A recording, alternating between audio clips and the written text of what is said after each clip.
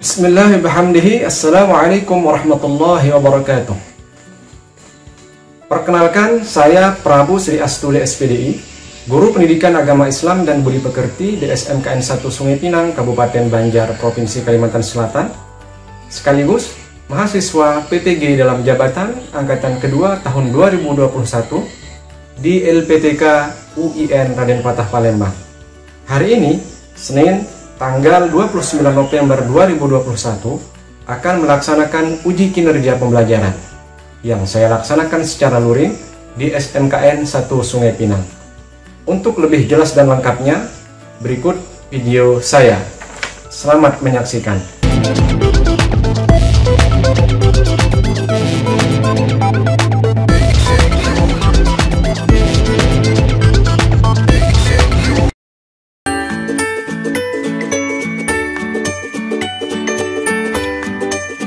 Assalamualaikum warahmatullahi wabarakatuh.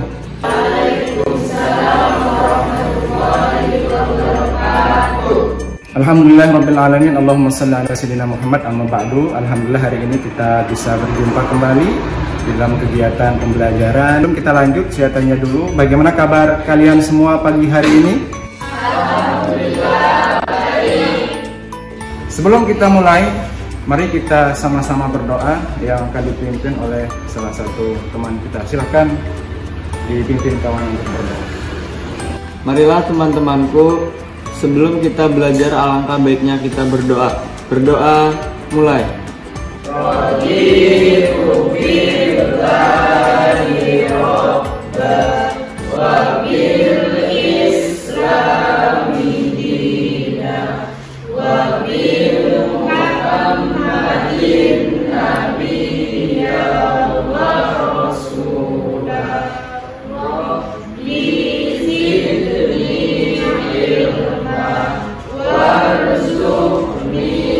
Baik, Bapak absen Ahmad Husaini Rohman. Sakit, Pak. Mudah-mudahan kita doakan bersama Ahmad Husaini Rohman diberikan kesehatan, diangkat penyakitnya oleh Allah Subhanahu wa taala. Baik, sebelum kita mulai belajar supaya kondisi kelas kita nyaman dan bersih, silahkan sambil dicek mungkin ada sampah atau kertas yang tidak terpakai di dalam bangku dan meja kalian. Silahkan.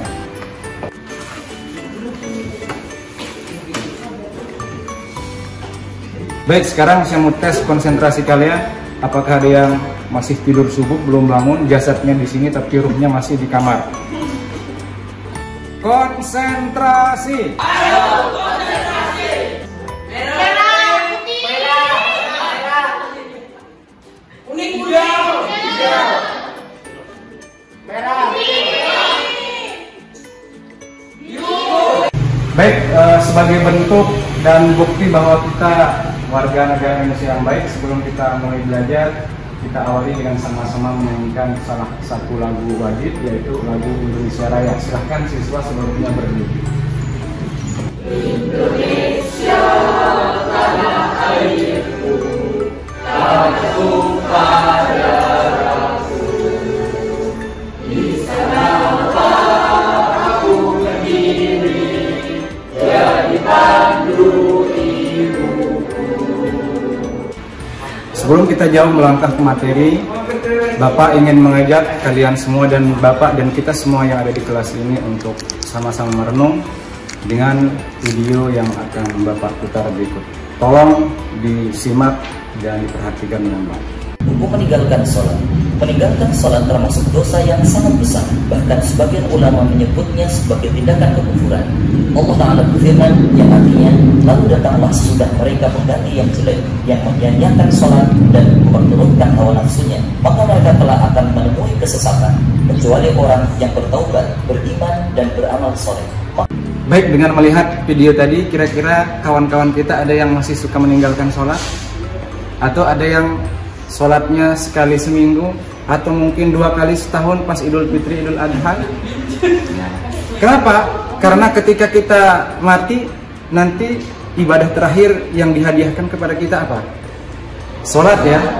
Nggak ada orang, oh nanti kalau si A mati kita puasa ya 1 bulan. Enggak. Yang terakhir adalah sholat. Itu pun kita berada di paling depan. Sebelum Bapak lanjutkan, Bapak mau tanya dulu, masih ingat nggak dengan materi sebelumnya?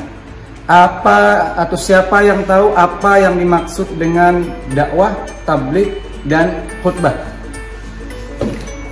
Saya, Pak. Silakan. Dakwah adalah suatu kegiatan untuk mengajak, memanggil, dan juga menyeru terkait hal-hal tertentu yang berkaitan dengan Islam. Dan melalui berbagai media, bisa melalui video atau hal yang lainnya. Saya, Pak. Silakan.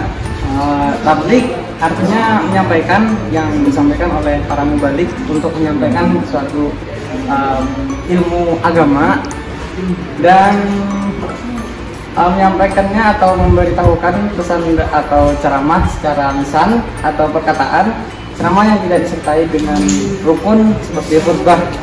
Baik, jadi antara dakwah, tabligh, dan khutbah itu sebenarnya sama pada intinya, bahwa ketiga istilah itu adalah mewakili, di situ mengandung pengertian bahwa isinya adalah ajaran, tuntunan, peringatan, ilmu yang mengajarkan kepada manusia, baik untuk pribadi, individu, ataupun kepada banyak orang atau kelompok, untuk bisa melaksanakan ajaran Islam dengan sempurna. Ya, tepuk tangan buat kita semua.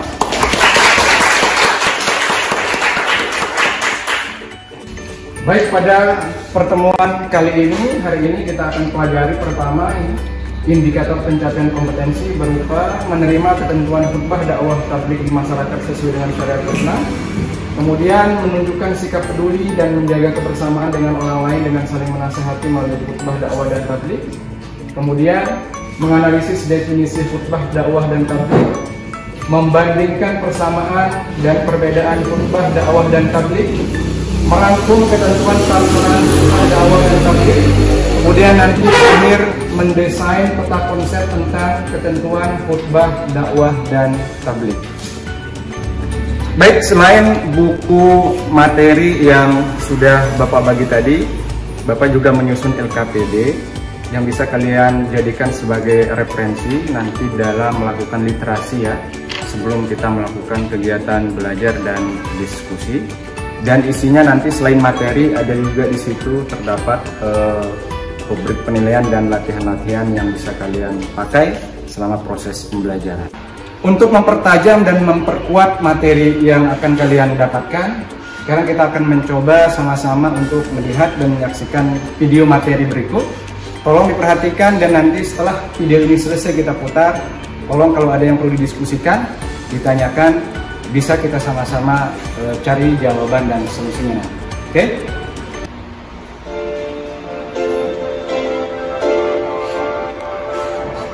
Pada dasarnya, setiap individu muslim diperintahkan untuk melaksanakan dakwah Islam sesuai dengan kadar kemampuannya. Sebagai seorang peserta didik yang beragama Islam, kita juga mempunyai kewajiban untuk melakukan itu. Apalagi Allah memberi predikat kepada kita sebagai khairul ummah. Predikat ini akan sesuai jika kita selalu berusaha di barisan depan dengan orang-orang yang gemar berdakwah.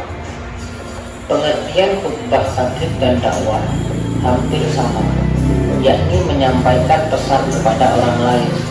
Lebih rinci mengenai ketiga istilah tersebut dijabarkan sebagai berikut. Pertama, khutbah. Kata ini berasal dari bahasa Arab khotbah yakhutub khutbatan, yang bermakna menurut istilah khutbah berarti kegiatan ceramah kepada sejumlah orang Islam dengan syarat dan rukun tertentu. Baik, dari video yang sudah kita sama-sama saksikan tadi, mungkin ada yang merasa belum jelas atau ada ganjalan atau ada yang perlu ditanyakan? Saya, Pak. Oke, ini duluan. Pak, di sebelah rumah saya itu kan ada warung jablay. Nah, itu kan termasuk kegiatan yang maksiat. Bagaimana cara kita untuk mengingatkan warung itu untuk tidak? Baik, jadi warung jablay itu termasuk warung yang disukai oleh sebagian orang dan dia termasuk warung yang ya sama-sama tidak disukai oleh lebih banyak orang mudah-mudahan. Soalnya kalau sama-sama disukai dan tidak disukai berarti kan perlu dipertanyakan. Baik, jadi pertanyaan kawan kita, punya tetangga ini, ya tetangga kita maklum lah, ada yang baik, ada yang kurang baik, ada yang kadang-kadang buat kita kesal aja gitu ya.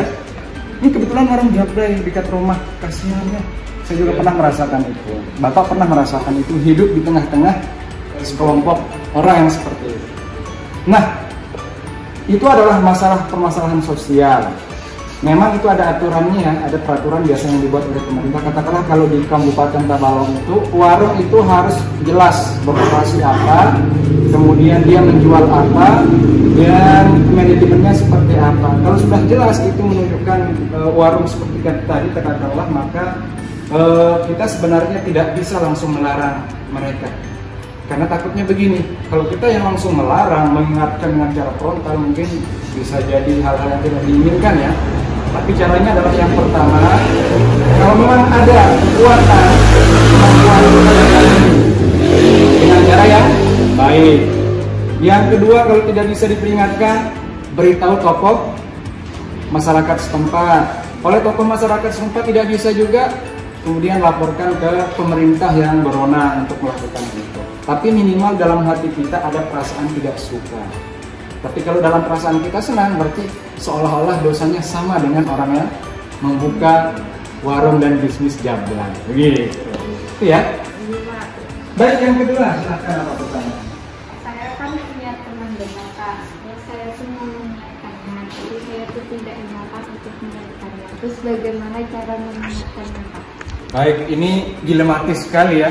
Di satu sisi teman kita akrab, baik sekali. Kalau nggak punya duit kadang dihutangin ya. Dan yang dihutangin kadang-kadang nggak mau bayar, hutang gitu kan.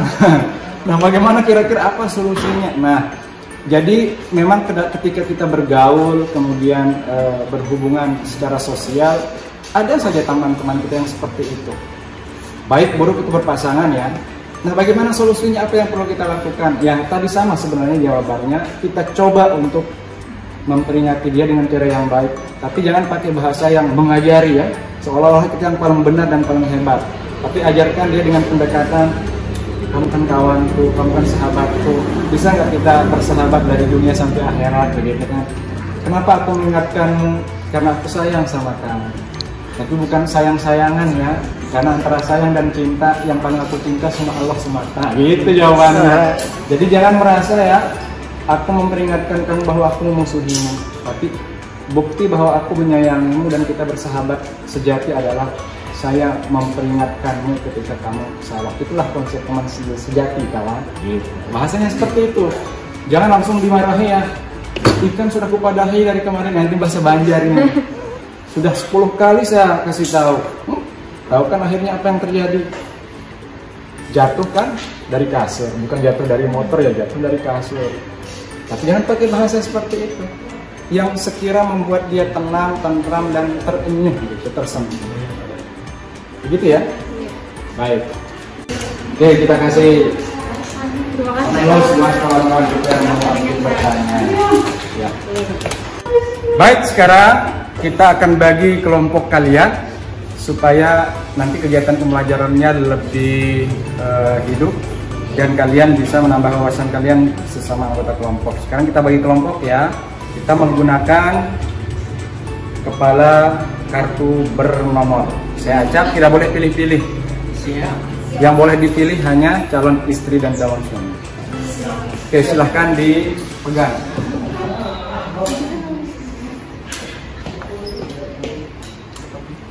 Baik, sama seperti pertemuan sebelumnya, jadi kita akan melakukan kegiatan marketplace activity, menjual dan membeli informasi. Jadi nanti mohon kalian untuk mengumpulkan banyak barang informasi yang akan kalian jual kepada pembeli informasi tersebut ya.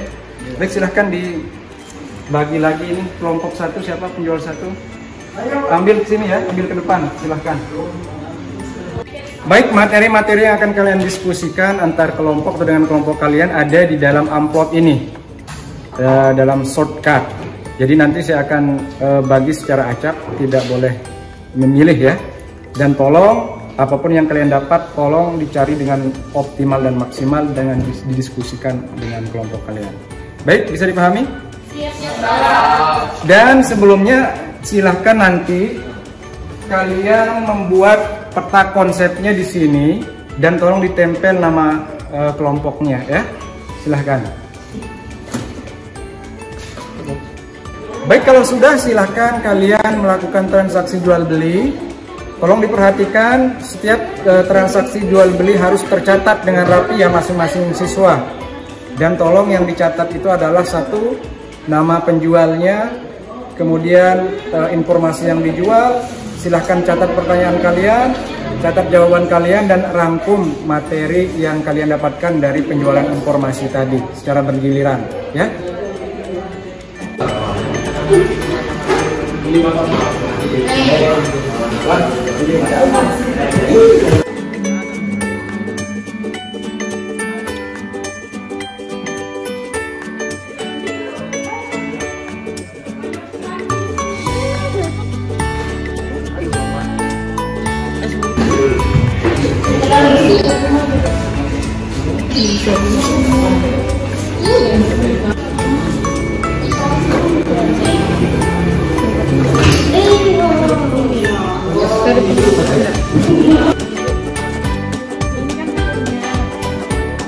Baik, terima kasih kalian cukup semangat sekali untuk membuat peta konsep dan berdiskusi di kelompok penjual dan pembelinya masing-masing. Untuk tahap selanjutnya adalah kalian akan menjual dan saling beli informasi antar kelompok. Jadi silahkan nanti kelompok atau penjual satu beralih ke pembeli dua beralih ke pembeli penjual tiga dan seterusnya, berputar ya. Silahkan kita mulai dari kelompok 1, 2, 3, 4 sampai selesai habis, baru kemudian nanti kita akan diskusi kembali. Silahkan. Assalamualaikum warahmatullahi wabarakatuh. Saya dari perwakilan dari penjualan 1 ingin menyampaikan ilmu yang telah kami rangkum mengenai dengan dakwah. Pengertian dari dakwah adalah mengajak, menyeru atau memanggil secara terminologi agama. Yang dimaksud dengan dakwah ialah menyeru seorang atau masyarakat ke jalan yang benar, baik sebagai hamba Allah Subhanahu wa Ta'ala pribadi maupun sebagai anggota masyarakat agar memperoleh kebahagiaan dunia dan akhirat. Orang yang berdakwah disebut dai, sedangkan orang yang tidak berdakwah disebut musyrik. Jamaah lainnya. Yang ketiga, mengetahui syarat, rukun dan sunnah khutbah. 4. Mampu dan fasih berbicara di depan umum. Baik, diskusinya saya lihat cukup alot, cukup menarik. Nah, untuk memperkuat lagi nanti materi-materi yang sudah kalian bawakan dan jual dan beli tadi, nanti kita akan diskusi masing-masing per kelompok di depan, supaya apa yang kalian sudah diskusikan antar kelompok dengan kelompoknya sendiri bisa lebih dalam lagi pemahaman yang kita dapatkan sendiri. Baik, silahkan untuk kita sama-sama bersiap. Baik, sekarang kita akan kocok siapa kelompok yang akan pertama tampil untuk mempresentasikan hasil diskusinya. Kita kocok dulu. Tidak boleh memilih yang pertama, kedua, ketiga, dan terakhir, tapi jadilah yang pertama selalu. Silakan cabut yang atas. Perlihatkan kepada teman-temannya. Ini yang pertama tampil kelompok 3. Terus ambil lagi. Terserah yang mana. Bismillahirrahmanirrahim. Kelompok 1, ambil lagi. Assalamualaikum warahmatullahi wabarakatuh. Di kesempatan kali ini saya akan mempresentasikan informasi yang telah saya dapat. Jadi yang pertama tentang khotbah. Pengertian khotbah merupakan kegiatan berdakwah atau mengajak orang lain untuk meningkatkan kualitas iman dan takwa. Demikian presentasi dari kelompok kami.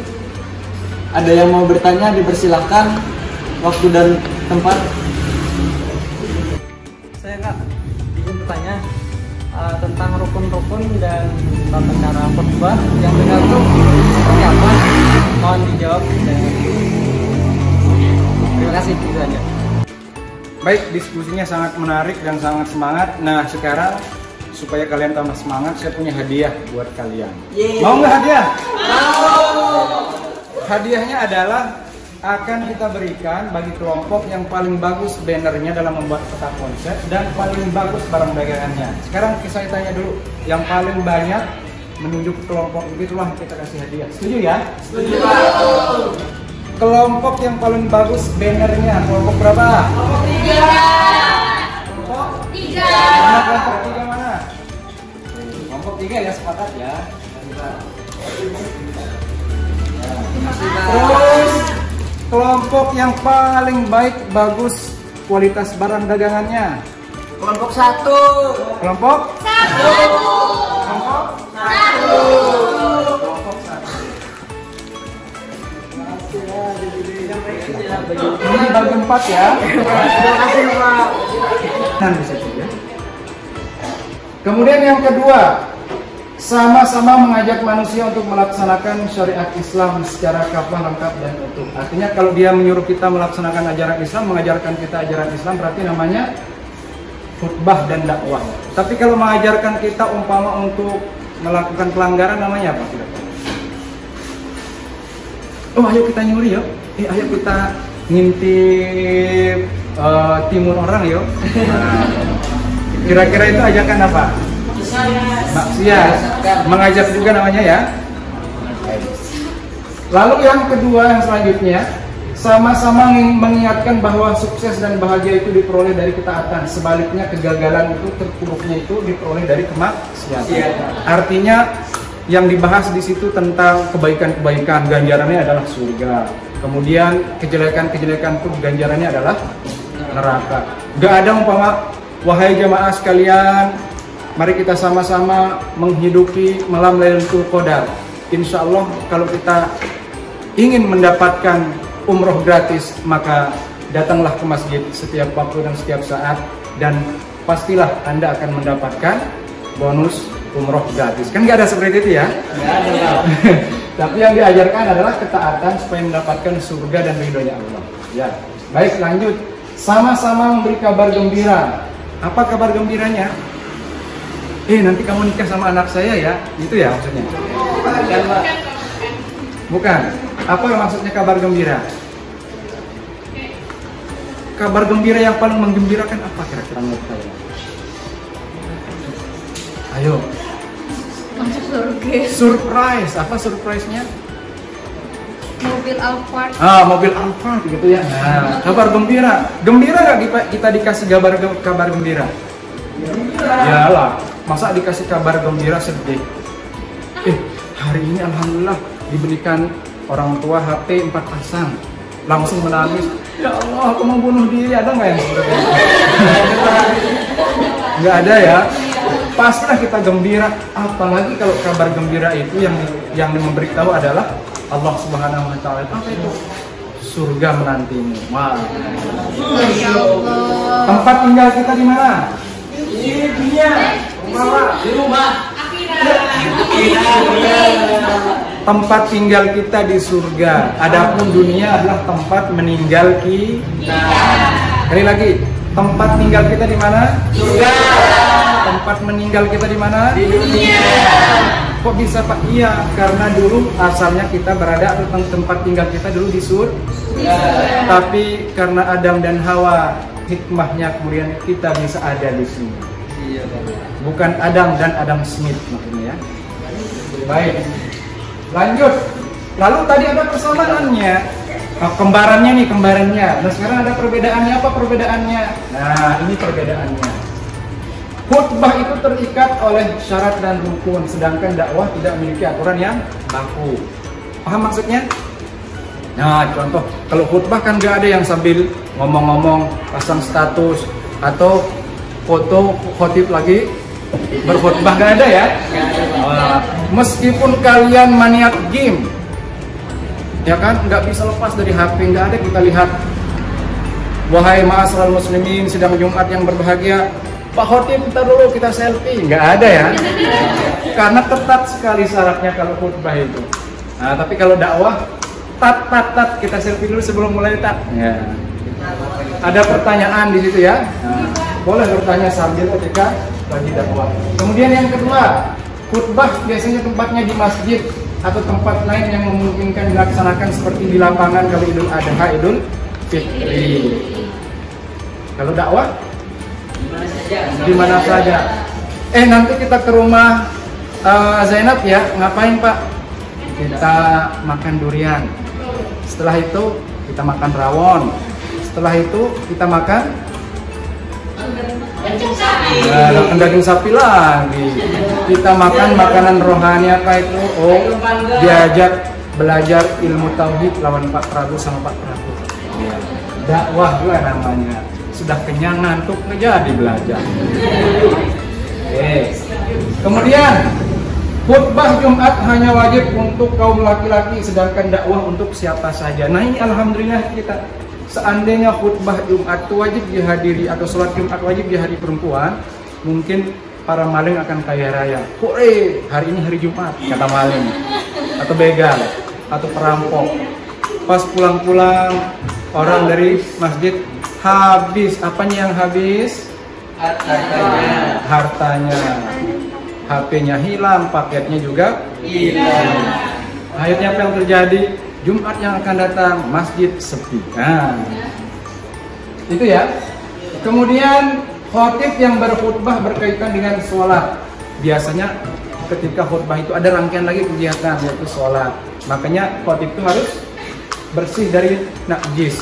Gak ada kisahnya orang lagi khutbah Jumat, jamaah mohon maaf lah, sakit parut kawal diganti, bisa nggak diganti lawan kawan kita sebelah? Oh boleh. Ternyata kawan yang satunya, mohon maaf teksnya ketinggalan di rumah. Akhirnya nggak jadi khutbah. Jadi khutbah itu harus dipersiapkan. Bahkan teks-teks khutbah Jumat itu ada di masjid. Nah, makanya kalau jadi panitia masjid nanti harus lengkap ya, ada perpustakaan harus. Paham semua?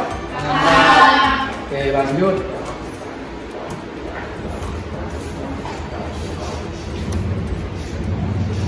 Nah, ini pentingnya khutbah. Apa pentingnya khutbah? Oh, seorang khotib itu tidak sembarangan ya.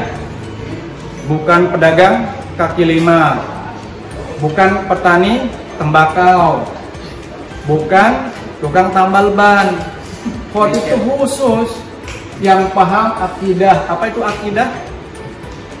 Ilmu tentang tauhid, keyakinan yang benar, bagaimana cara kita mengesahkan Allah. Itu ya. Khusus ada pekerjaannya, bagi-bagi pekerjaannya. Jangan semua diborong oleh tukang tambal ban. Tukang tambal ban dia, tukang parkir dia, ya kan? Tukang bersih sepeda motor dia. Pas khotib dia doang, kok dia terus gitu. Akhirnya diborong dunia dan akhirat. Kemudian yang selanjutnya, seorang khotib harus memahami ilmu fikih. Tahu ilmu fikih?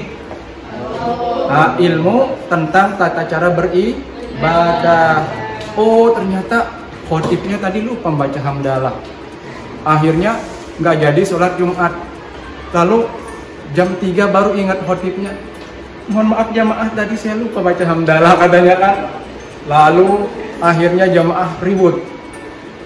Bisa nggak kita ulang lagi Jumatnya? Jumatnya jam 3:30 ya kan?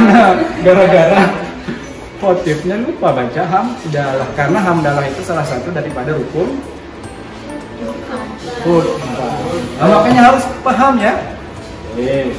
Terus seorang khotib harus mengingatkan mereka dari penyimpangan-penyimpangan yang mendorong kepada supaya mereka menjadi taat. Ya kan, mereka jadi contoh ya, menjadi model. Tapi model itu bukan yang pakai yang you can see, I can see you ya. Terus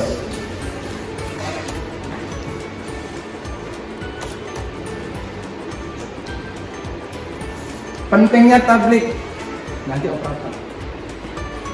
Apa itu pentingnya tablik? Oh, tablik itu artinya adalah bahwa kita mengikuti Nabi Muhammad, bahwa beliau adalah dulu seorang mubalik, juga menyampaikan risalah, Makanya salah satu sifat wajib bagi Nabi itu apa?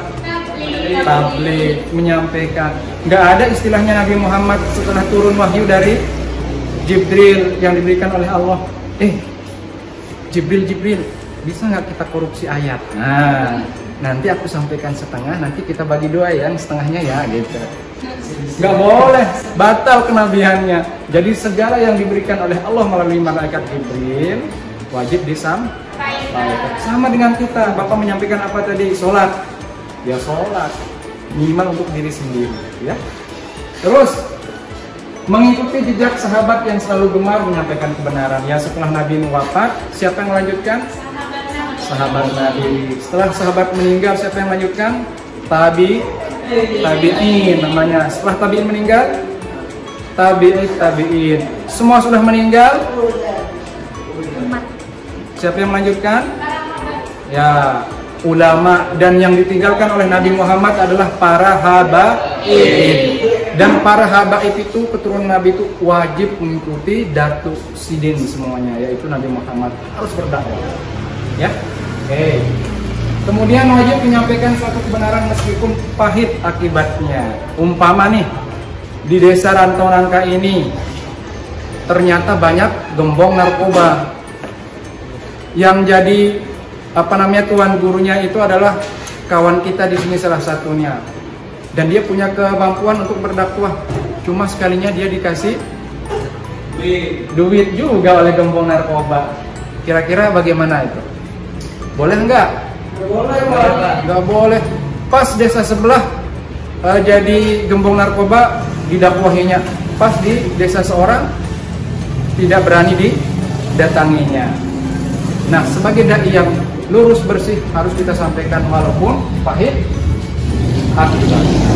Nah, baik. Lalu dakwah. Dakwah itu apa hukumnya? Fardu kifayah. Apa itu fardu kifayah? Kalau sudah ada satu yang mewakili, maka yang lain tidak berdosa. Itu menurut pendapat satu. Menurut pendapat yang kedua, hukum berdakwah itu apa artinya? Seluruhnya wajib, kayak sholat wajib. Ini melihat kawannya bermaksiat, ingatkan. Ini melihat kawannya bermaksiat, ikutan. Enggak, sama diingatkan juga. Ya, baik.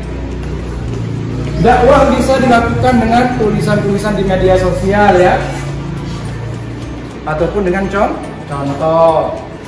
Dan bisa kita menggunakan manajemen dakwah tadi kata kawan kita sebelah supaya dakwahnya optimal, ya.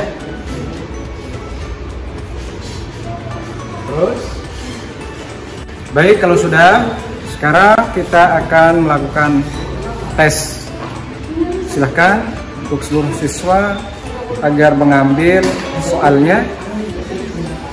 Baik, silahkan kalian menjawab soal yang sudah Bapak berikan lewat LKPD, lembar kerja peserta didik. Jadi ini saya buat lembar jawab latihan soalnya seperti ini, ya. Jangan lupa menulis nama kalian, kemudian untuk pilihan gandanya boleh kalian silang atau boleh kalian arsip. Lalu nanti kalian juga jangan lupa menulis jawaban soal untuk pilihan esainya. Jangan menggunakan lembar jawaban yang lain, cukup menggunakan lembar jawaban yang sudah Bapak buatkan, oke? Baik, lembar soal atau lembar jawaban yang sudah selesai dijawab oleh siswa, silahkan diantar bersama dengan lembar kelompoknya dan lembar tugas individu tadi yang dikerjakan dalam kegiatan marketplace activity.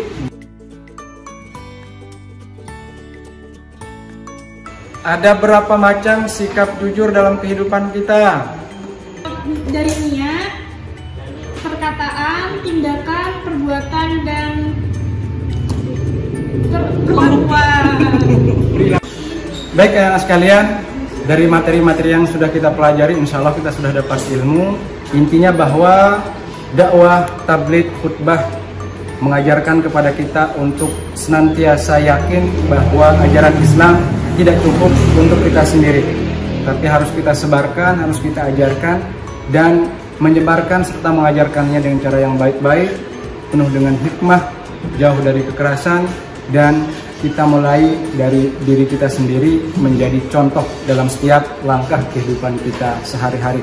Terutama untuk siswa kita atau siswa kalian jadi siswa di sini, maka tugas kalian adalah menjadi duta-duta dakwah di sekolah kita ini. Terima kasih. Itu saja dari Bapak. Insya Allah kita akan berjumpa pada pertemuan berikutnya masih dengan topik atau tema yang sama, yaitu tentang khutbah, dakwah, dan tabligh. Dan kegiatan kita tersebut nanti saya harapkan sesuai dengan yang terdaftar nanti di LKPD tugas itu. Tugas kalian adalah membuat naskah khutbah untuk yang laki-laki, dan untuk yang perempuan membuat naskah isinya adalah ceramah atau dakwah. Dan silahkan buat tema-tema yang menarik dan diserahkan nanti ketika hari Senin. Terima kasih. Itu saja yang Bapak sampaikan. Mudah-mudahan kita disehatkan dan jauh dari bala bencana, musibah, dan pandemi. Terima kasih. Assalamualaikum warahmatullahi wabarakatuh. Silahkan dipimpin kawan untuk berdoa. Marilah teman-temanku, sebelum kita mengakhiri pembelajaran kita pada hari ini, alangkah baiknya kita berdoa agar ilmu yang telah kita dapat bermanfaat. Berdoa dimulai.